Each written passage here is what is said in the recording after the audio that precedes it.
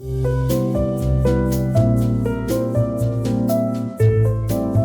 welcome. Today, we're going to get into something that so many of us deal with, but often in silence, and that's self-control. But we're going to look at it in a totally new way. We're going to reframe it, not as this constant, exhausting battle, but more like tending a garden. All right? Let's get into it.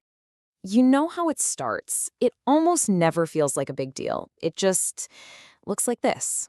Just one more scroll through the feed. It's harmless, right? Just a little break. Or maybe it looks a little more like this. One more drink to cap off a really long day. I mean, you deserve it, don't you? You can always stop tomorrow. Or maybe it's that one last click, one more purchase.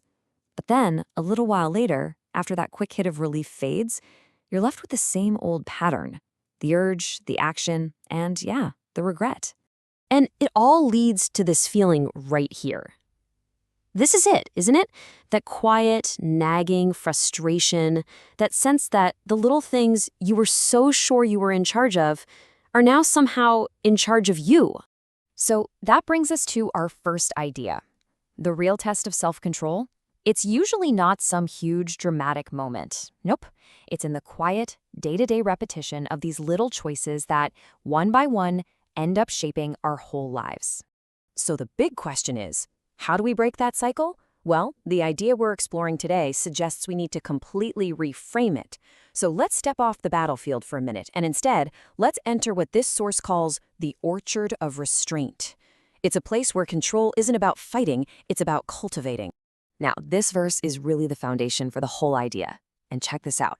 Notice how self-control is the very last thing on the list. The argument is, that's not because it's the least important. It's because it's the thing that grows out of all the others. It's the fruit of a healthy life, not the ticket you need to buy to get one. So in this orchard, self-control is like pruning, and this just changes everything. We're not talking about angry, frustrated hacking away at bad habits. No, this is a careful, intentional act. It's about cutting back what is draining your energy so that the things that actually give you life have room to grow. Okay, and this leads us to maybe the most important distinction we're going to make today. We have got to see the difference between pruning for growth and punishing for failure. They might look kind of similar from the outside, but their motivation, their heart, is worlds apart. So here's the contrast. On the left, that's how we usually see it, right? Self-control is about denying yourself any joy, pushing down your desires, and basically punishing yourself for being weak. But the perspective we're digging into today flips that script completely. It's not about denying joy, it's about protecting it for the long run. It's not about repressing desire, it's about directing it. And it's not punishment, it's preparation for growth. I love this ancient proverb because it just nails the why. A lack of self-control isn't just some personal failing. It's a strategic vulnerability. It leaves you exposed, just like a city with no walls. So pruning, self-control, that's the act of rebuilding those protective boundaries. Just let that sink in for a second. This is the core idea. Pruning is not punishment, it is preparation. So the next time you feel that urge to just beat yourself up, remember this. The goal is not to punish what you did yesterday, it's to prepare for a better harvest tomorrow. But we can go even deeper here because, not all discipline is actually healthy. So in this next part, let's figure out how to spot the difference between a kind of counterfeit control and the real thing. All right, so on the left, you've got this counterfeit control. This is that white-knuckled, grit-your-teeth effort that's fueled by shame and fear. It feels like a constant tightening in your chest. It's all about following rules, trying to be perfect, but it never really changes your heart. On the right, though, that's the goal. Spirit-grown self-control. It comes from a place of freedom. It's patient with you. And it feels less like tightening up and more like, finally, releasing the things that have been holding you down. So how do you know if you're on the right track? How can you tell if this healthier kind of control is starting to grow? Well, you can look for signs like these.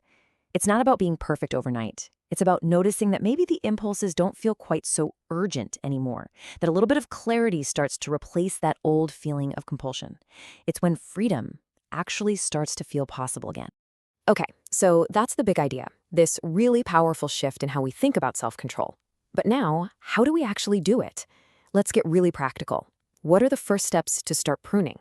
It has to start with some honest reflection. So the first question to just sit with is this one. What's that one thing, that habit, that impulse, that pattern that's been quietly running the show a little more than you want to admit. Just naming it, that's a huge first step. And then the second question really gets to the heart of why it's so hard to change. A lot of times, we hold on to these draining habits because we're afraid of what's on the other side of saying no. Am I afraid of feeling uncomfortable, of being bored, of losing some kind of connection? Getting honest about that fear is absolutely key. And finally, the third question. This one reframes the whole thing. It's not just your big willpower project. What if this isn't just about you fighting off a bad habit? What if God is actually inviting you into something better? Inviting you to prune something so that your life can bear richer, healthier fruit. And from that place of reflection, here are 3 super simple, tangible things you can start doing. First, just pause. Create a tiny bit of space between the urge and your response. That's it.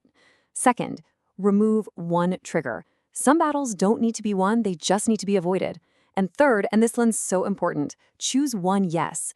Don't just leave an empty space. Replace what you're cutting back with something that actually fills you up. And that really brings us to our final thought for today. Because in the end, pruning isn't really about the no. It's not about what you're giving up. It's always about what you're making space for.